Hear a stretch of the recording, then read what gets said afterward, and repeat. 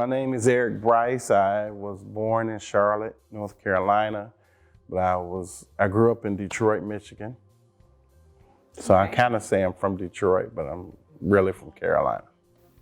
I've always loved guitars. I like guitars, and I just like music in general, but guitars piqued my interest ever since I could remember. Woo, that's a lot of people. People that I don't know, I loved James Brown.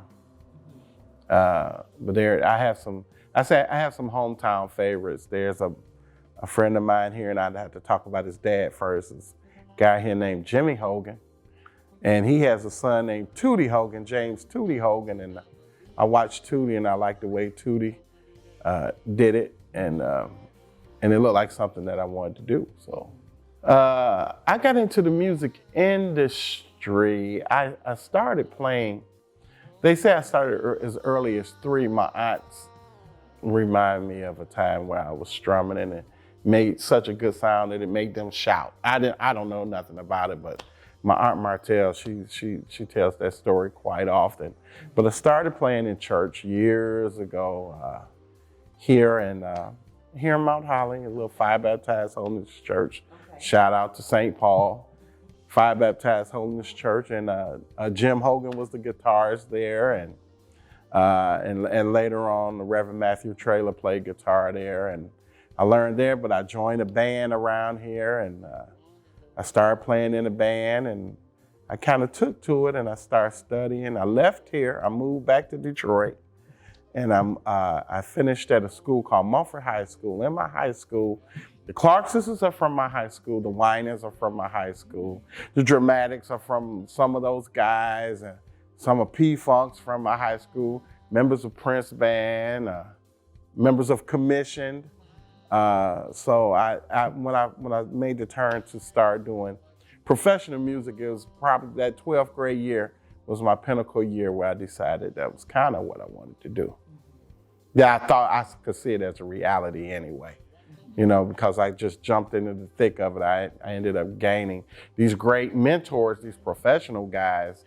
I was telling my brother Tarek, I ran into the guys who actually, for the people who would really want to name, the same guys that that mentored me are the same guys that they were kind of responsible for that West Coast rap sound, all the stuff that Dr. Dre did, Snoop did. These were the same guys, and they let me sit up under them, and they chin checked me about what I was doing right, what they thought I was doing wrong, what to do, what not to do. And there was another lady, Motown great, Kim Weston, who mentored me as well. And my music teacher, Dr. Dokes, Liam Dokes, he told me that I could do it. He told me I had the goods to do it, and I believed him. Ooh. Well, how you want to start this gospel? I had to do 2 or 3 different artists for it to make financial money sense.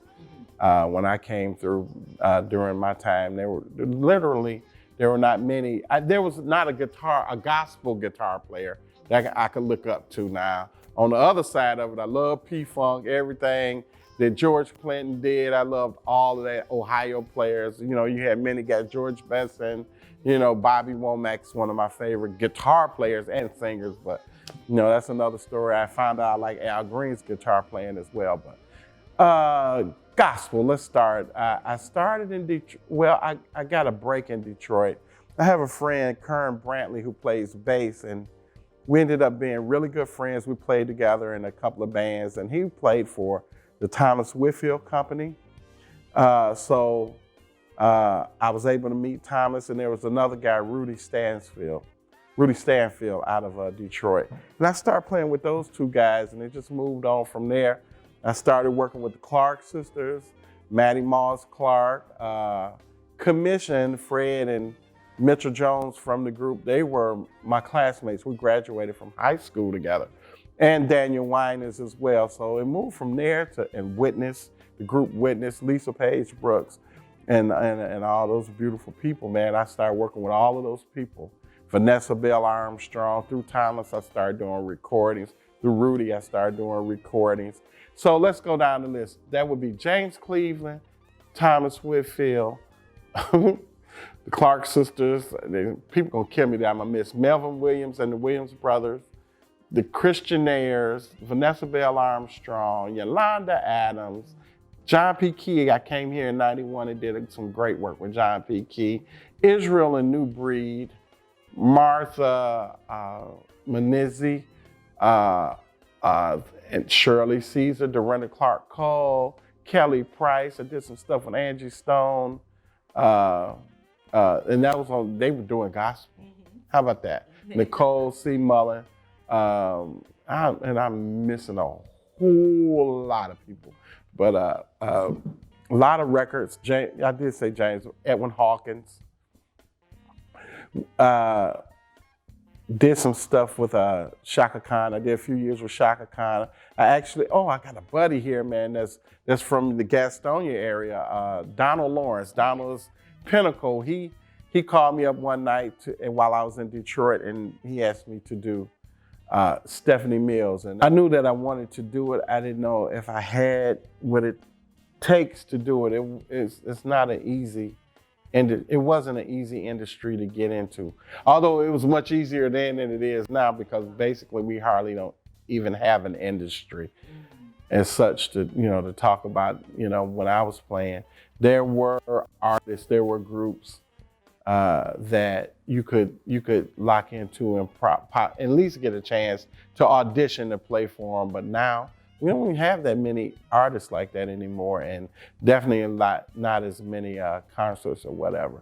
But after I met the guys from the Dramatics band, I saw my cousin do it. Tootie left here and he went on the road with Roberta Flack. I mean, like he was doing a beach band.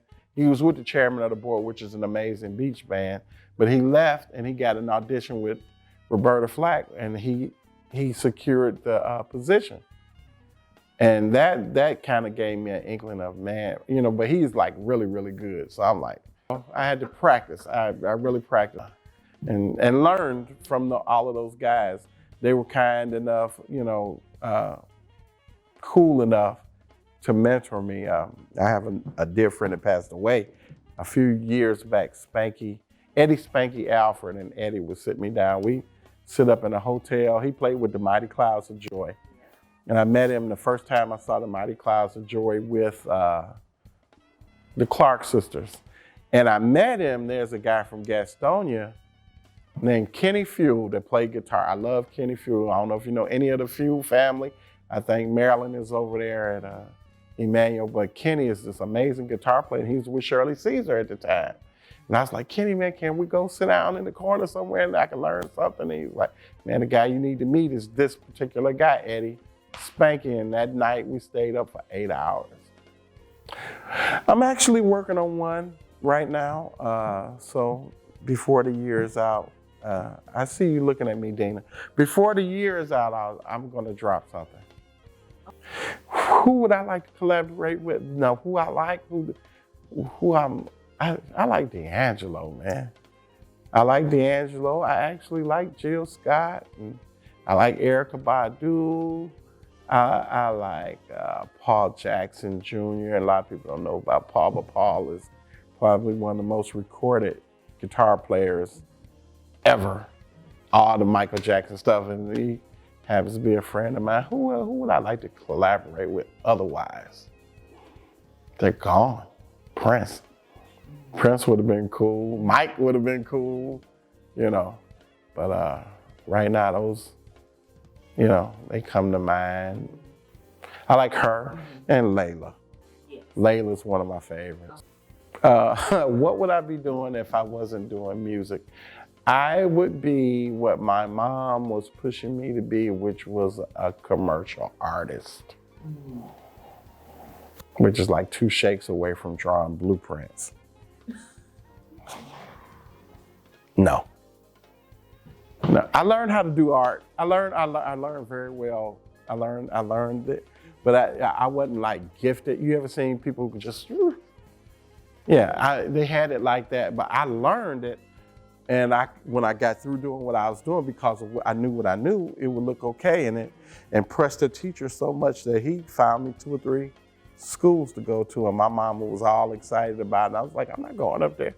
I'm not hanging out with the Dramatics and Bootsy and these people, B-Funk people. Give me a year to try that. And she gave me a year, and we still going with it. Study so that you can be quick. Because it's a time conscious business. Nobody has time to wait on you. And the faster you are, the quicker you are that you can absorb what needs to happen in that moment, the better off you'll be. And you never know how really slow you are until you see people just scattering about or whatever. I think I used to start when I moved back here. I started doing a lot of records in Nashville, and in Detroit, I had a sound, I had my way, I had my stuff, and they gave me leeway. I could take my time, I could work out the sound. When I moved here and I started doing these records in Nashville, those guys who listen to records, they write out a numbers chart. What the young boys is doing on the 451, they write that chart out, and when that song, the demo stopped, they start the song. And I was still pushing pedals, trying to get the right sound. It's like, okay. So I ended up always being a song behind. That was really fast with me. I came home one week, I caught up, I got all my little sounds together, boom, I got it together. And I caught up with them. Then I ran into Israel and New Breed, which is I'm gonna shout out to all those guys because they're like crazy guys. Aaron Lindsay, Chris Coleman on drums, Terrence Palmer on bass, Jerry Harris on keys, Nahara, Natural Nahara on guitar. And they were so fast that they would make your head spin. But what happened was, if you want to stick around here, you better speed up. So I learned how to speed up. The Live in South Africa record it was just like this. So you have to be quick. That's one thing. And you have to have a good sense of business. You have to have a good sense of business etiquette. You have to know how to speak to somebody. You have to know how to respect them in your tone. You could lose major things just with tone or playing it to the left. And I'm just speaking on what I see young cats do. And I was like, man, okay, that's cool, but I probably wouldn't do it. I wouldn't have done it that way. And I wouldn't do it that way. I try to secure a relationship where it lasts, like me and Commission for 30 years. And you can always cross the bridge and come back over to it, or cross it in need and ask for what you want and come back. But, I don't see that much today. I think everybody, there's a whole lot of wonders out there. They're wonders. They're wonders. They're the gift to the world. And it just don't work that way. And by the time you figure it out, then they've moved on to somebody else. So I'd say be humble. Be studious. And watch your mouth.